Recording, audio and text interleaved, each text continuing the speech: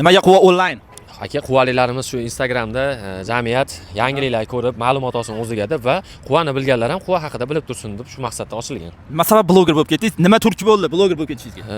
Endi baribir hamma tumanda o'ziga kerak. Mana viloyatlarda bor, bizning tumanga ham kerak. O'sha quva tumaniga ham bitta manfaatliroq bir intervyu shunaqa jamiyatga kerakli reklamalar bo'lib qolsa chiqarib turgan bitta kerak deb shunaqa g'oyaga kelgan. Intervyular ichida o'zingizga yoqqani, juda ham prosmotr zo'r bo'lgani qaysi? Bir kun umringiz qolganda nima qilgan bo'lardingiz?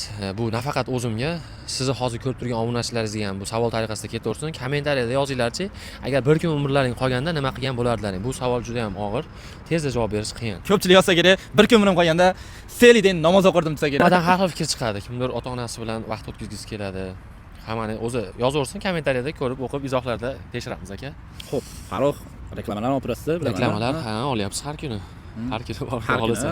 Sovuqdan ham olaverasiz? Olaveramiz, Farg'onada sovuq bo'lyapti. Sizlar tomonda ham sovuqmi deydi. Juda ham sovuq, deysiz. Sovuq. Reklama va istoriya narxi qancha? Aka, endi u har xil mahsulotga qarab, o'zimizni quvagacha boshqacha, quvadan tashqariga bo'lsa-chi boshqacha narxda chiqiladi. Endi aloqaga chiqsak, kelishtirib beramiz. Hali odamga qarab emas, muomalasiga qarab to'g'risi. Zo'r muomala qilsa, tekinga ham olib beraveramiz. Shunaqa. Mana profilim manfaatli intervyu, meni obunachilarimga qanday manfaatli ish qilib berasiz? Endi sizni o'zi manfaatli, siz intervyularingiz o'zi manfaatli-ku aka. Siz har o'sha siz orqali kim qanaqa yutuqlarga erishgan, nimaga u sohani tanlagan, hammasini bilsa bo'ladi. Siznikini orqasidan o'zi.